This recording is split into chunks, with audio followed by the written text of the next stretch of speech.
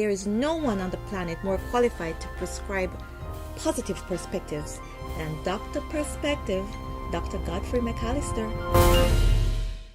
Kids Say the Darndest Things was a weekly radio and television staple beloved by me and many other persons like me around the entire world. Whether in his radio or televised shows, Art Linkletter proved to be the master of entering into the mind of children, seeing the world through their eyes, and releasing their insightful opinions and comments to amused adult audiences who, it would appear, could never get too much of it. The magic in the show was never in what Art told the kids. It was always in what the kids told Art. His major contribution to the show was that he listened to the children. Thanks to Art Linkletter's inspiration, in 2009, I produced a 16-week television series in Jamaica called A God Picnic Them. And that, of course, is Jamaican dialect for They Are God's Children. But as important as the choice of name was, the descriptor was arguably even more important. The show that listens to children. If truth is to be told, children always have a lot to say. That's how they are made. That's how God created them. Us. The problem is that adults, we just don't listen to them. If we are lucky, on a good day, we might hear them, but seldom do we listen to them. Whenever we listen to them, there will always be much that we can learn from them. First, about themselves, then about ourselves, and lastly, about the world around us, and of which they are a very important part. To be clear, none of us are in possession of very many facts about anything. Much of what we claim to know are mere perceptions, which of course are influenced by perspectives, which can and do change very easily. Who is to say that the perception of an adult contributes more to a grasp of reality than that of a child? To be clear, knowledge is typically a function of age. Not so with wisdom and perception. A God Picnic Them was modeled on Kids Say the Darndest Things. But whereas I cannot speak with any degree of certainty about my mentor's show, I am declaring that none of the children on A God Picnic Them were prompted, rehearsed, or censored by the host of the show. I suppose parents and teachers will always try to guess what the host will ask the children, and will even try to tell them what to say. Best of luck for them, especially when the host himself did not know what he would be asking the children. In fact, some of the more remarkable exchanges were when a conversation developed between the host and the child, and almost invariably, it was the child who influenced the direction of the conversation. But beware, not everyone is qualified to handle live ammunition. It requires training, skill, and yes, God's guidance and protection. When you stand in front of a television camera on a live show, or even on an uncensored recorded show, your simple questions can produce very profound and sometimes embarrassing answers. That is right.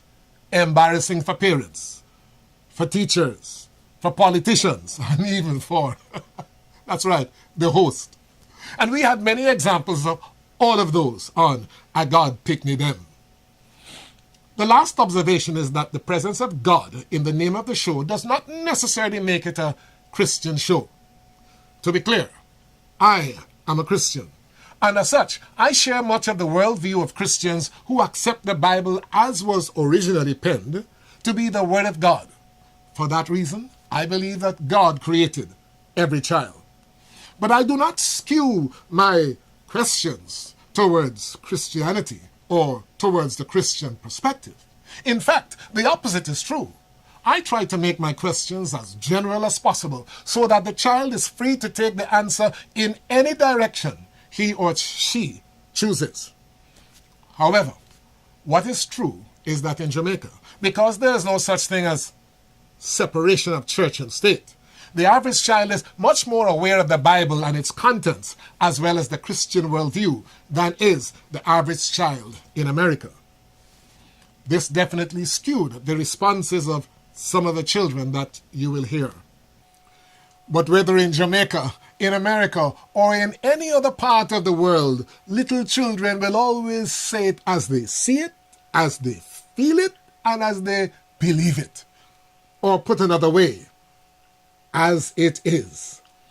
We may call what they say the darndest things, but just remember, they might be saying the same thing about what we say.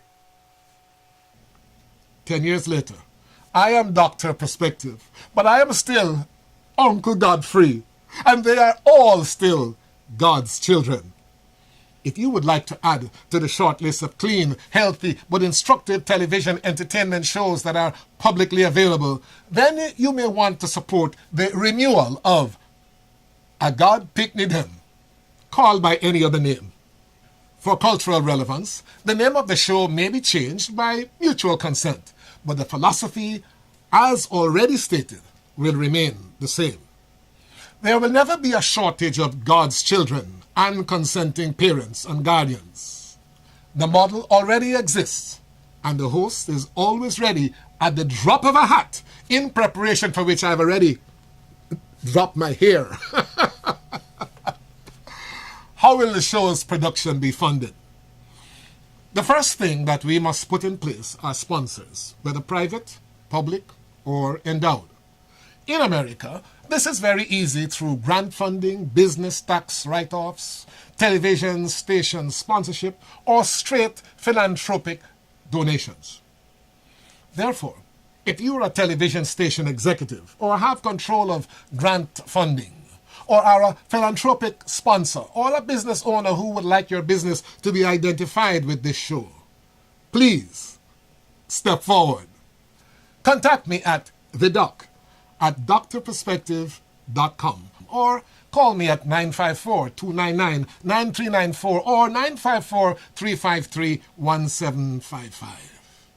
A God Picnic Them, called by any other name, will help us learn the truth about ourselves, our children, our politicians, and others in public service, and the world in which we live, as seen through the eyes of our children. And the little whistleblowers are protected because they have already been granted immunity. I am waiting on you.